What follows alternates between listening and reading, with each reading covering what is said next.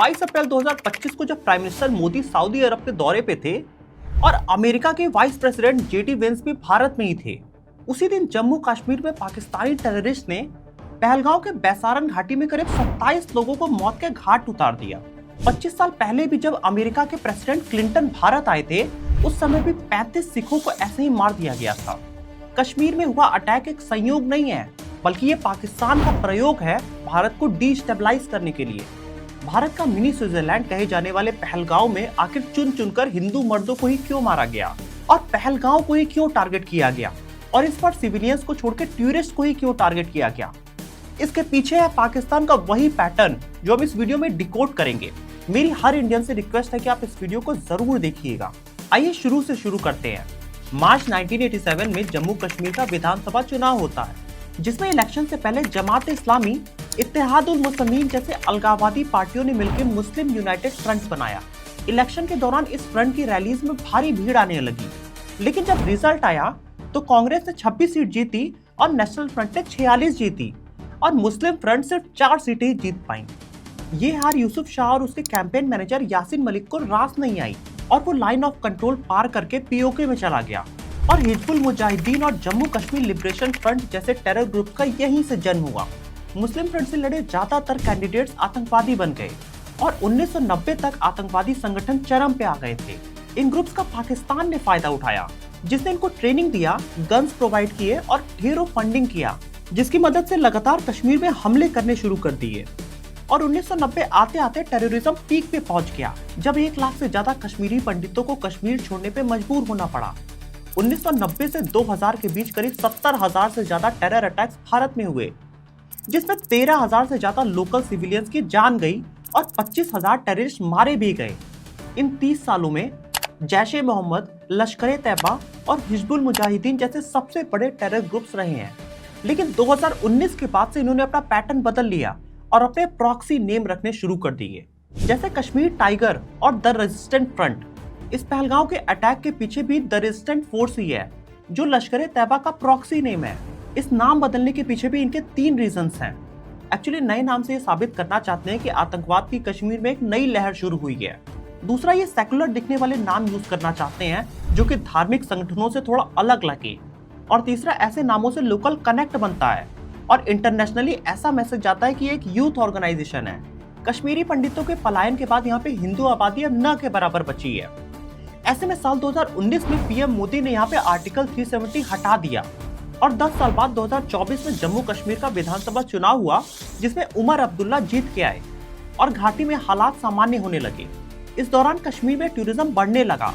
दूसरे राज्यों के लोग भी काम की तलाश में कश्मीर आने लगे, क्योंकि भारत सरकार ये बात अच्छे से समझ चुकी है कि कश्मीर को अगर आतंकवाद से मुक्त करना है तो पहले वहां के लोगों को जॉब्स प्रोवाइड करनी होगी और दूसरा, वहां के लोगों का संपर्क पूरे भारत से करना होगा, जिसके लिए सबसे बेस्ट प्लेटफॉर्म है टूरिज्म। अगर कश्मीर में टूरिज्म अच्छे से शुरू हो जाता है तो वहां के लोगों को रोजगार भी मिलेगा और कश्मीर पूरे भारत का एक अभिन्न अंग की तरह पूरी दुनिया में दिखाई देगा। इसलिए भारत सरकार ने टूरिज्म को प्रमोट करना शुरू किया, जिसलिए सबसे इंपॉर्टेंट है कनेक्टिविटी। और कनेक्टिविटी के लिए चेनाब ब्रिज पे दुनिया का सबसे बड़ा रेलवे ब्रिज भारत ने तैयार कर लिया है। अब इससे श्रीनगर के लिए सीधी रेल कनेक्टिविटी आसानी से की जा सकती है और 3 घंटे में ये डिस्टेंस पूरा किया जा सकता है। इस ग्रोथ मॉडल से जम्मू कश्मीर में तेजी से टूरिज्म बढ़ने लगा। 2020 में जहां सिर्फ 34 लाख टूरिस्ट ही कश्मीर गए थे, वो आज बढ़ के करीब 2.25 करोड़ पहुंच चुका है। और यही है पाकिस्तान की टेंशन की असली जड़। अब पाकिस्तान को इसी बात का डर है कि कश्मीर भी भारत की ग्रोथ के साथ आगे निकल जाएगा और इसीलिए टूरिस्ट पे अटैक किया गया। हमले के बाद अब आर्मी सर्च ऑपरेशंस बढ़ाएगी। अब कश्मीर के पूरे इलाके में फिर से सुरक्षा बलों की सख्ती होना शुरू होगी। इससे इस जगह टूरिज्म पे बड़ा असर पड़ेगा। आतंकियों का मकसद यही है कि कश्मीर के टूरिज्म पे चोट किया जाए, जिससे टूरिस्ट आने से ही डरने लगे। अब सवाल ये भी उठता है कि अगर कश्मीर में ही हमला करना था तो पहलगांव का बैसारन घाटी क्यों चुना गया? एक्चुअली जिस जगह को चुना गया है, अमरनाथ यात्रा वहीं से शुरू होती है। पहलगांव के बेस कैंप से यात्रा शुरू होती है और करीब 36 किलोमीटर का रास्ता तय किया जाता है, जहां श्रद्धालु अमरनाथ पहुंचते हैं। ऐसे में पहलगांव में हमला कर आतंकवादियों ने अमरनाथ यात्रा के लिए एक धमकी दी है, जो 3 जुलाई से शुरू होने वाली है। एक्चुअली भी हफ्ते भर पहले पाकिस्तान के आर्मी जनरल ने कश्मीर को पाकिस्तान की गले की नस कहा था। And we will not leave our Kashmiri brethren in their heroic struggle, what they are waging against the Indian occupation. आपको थोड़ी पीछे की बात बताते हैं। एक्चुअली पार्टीशन के बाद जहां इंडिया में एक स्टेबल गवर्नमेंट आई, वही पाकिस्तान में सिर्फ मिलिट्री रूल देखा गया और कोई भी गवर्नमेंट स्टेबल कभी रह ही नहीं पाई। और इसीलिए 1947 से 2022 के बीच में देखें तो पाकिस्तान की जीडीपी जहां 376 बिलियन डॉलर तक पहुंची, लेकिन भारत की जीडीपी इनसे 800% ज्यादा है, क्योंकि भारत के पास एक स्टेबल गवर्नमेंट और एक सही विजन था। और 2022 से पाकिस्तान की गरीबी चरम पे पहुंच गई। वहां पे पॉलिटिकली काफी डिस्टेबलाइजेशन है। पाकिस्तान का इन्फ्लेशन रेट 30% पे पहुंच गया है और पाकिस्तान सिर्फ अब कर्ज पे सरवाइव कर रहा है। ऐसे टाइम में पाकिस्तान का पुराना दोस्त सऊदी अरब, जहां उसको पाकिस्तान की मदद करनी चाहिए थी, वो अब पाकिस्तान के भिखारियों तक को अपने देश से निकाल रहा है। वहीं दूसरी तरफ वो भारत से अरबों की डील कर रहा है और यही बात पाकिस्तान को चुभ रही है। अब इसी समय 22 अप्रैल को पीएम मोदी का सऊदी अरेबिया के जिद्दा में दौरा पहले से ही फिक्स था। पीएम वहां सऊदी के क्राउन प्रिंस से मुलाकात करने वाले थे, जहां दोनों लीडर्स के बीच कई सारी डील्स होने वाली थी। सऊदी की जेलों में बंद करीब 2600 भारतीयों को लेकर भी यहाँ पे चर्चा होने वाली थी। इसके साथ ही फ्री ट्रेड एग्रीमेंट पे भी स्ट्रॉन्ग डील होने वाली थी भारत और अरब के बीच में। और इसीलिए पाकिस्तान ने अटैक के लिए 22 अप्रैल को चुना। इसके पीछे दो बड़े रीजन है। 22 अप्रैल को मोदी सऊदी में थे।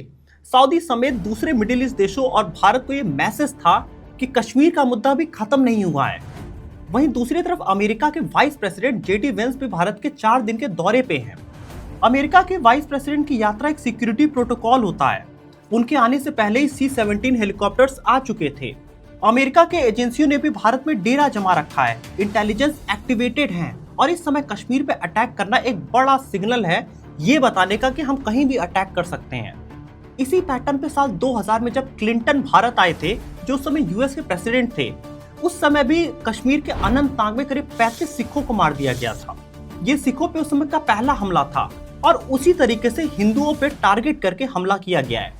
ये वही सेम पैटर्न है। इस बार धर्म को देख के मारा गया है, क्योंकि पाकिस्तान भारत के ग्रोथ से डरा हुआ है।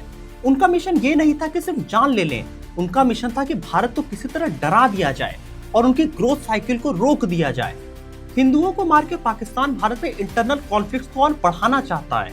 ये संयोग नहीं है, ये पाकिस्तान का प्रयोग है भारत को फिर से 1990 की तरफ ले जाने का, जहां पे आज भी पाकिस्तान खड़ा है।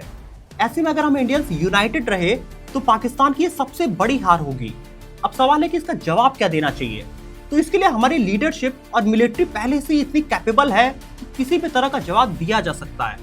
और भारत के लिए इस समय सबसे बड़ा एडवांटेज है कि भारत इस समय वर्ल्ड का इकोनॉमिक एपिसेंटर बना हुआ है, जहां यूएस, रशिया, चाइना जैसे हर कंट्रीज भारत से इकोनॉमिकली इंटरडिपेंडेंट हैं, जिस वजह से भारत अपने सबसे अच्छे स्ट्रेटेजिक पोजीशन पे है। और इस समय भारत के पास सबसे बेहतर टाइम है पाकिस्तान में घुस के आतंकियों को खत्म करना। क्योंकि अगर भारत को 2047 में डेवलप कंट्री के मॉडल पे जाना है, तो हमें भारत में से आतंकवाद खत्म करना होगा और उसका एक ही तरीका है कि अब जड़ से खत्म किया जाए। क्योंकि पाकिस्तान अब एक गरीब राज्य है और अगर चाइना उसके सपोर्ट पे आता भी है तो वो पहले से टैरिफ वॉर में उलझा हुआ है और भारत के पास बिल्कुल सही समय है आतंकवादियों को खत्म करने का। दोस्तों, इस वीडियो को आप ज्यादा से ज्यादा भारतीयों तक जरूर शेयर करिए और सब तक ये इन्फॉर्मेशन पहुंचाइए कि हमें पाकिस्तान से डट के लड़ना पड़ेगा और आतंकवाद से जीतना भी पड़ेगा। और गवर्नमेंट को भी ये मैसेज जाना चाहिए कि इस बिल्कुल सही समय है वापस से बदला लेने का पाकिस्तान से और आतंकवाद को पूरी तरह खत्म करने का। मिलेंगे अगली वीडियो में फिर से, तब तक के लिए जय हिंद।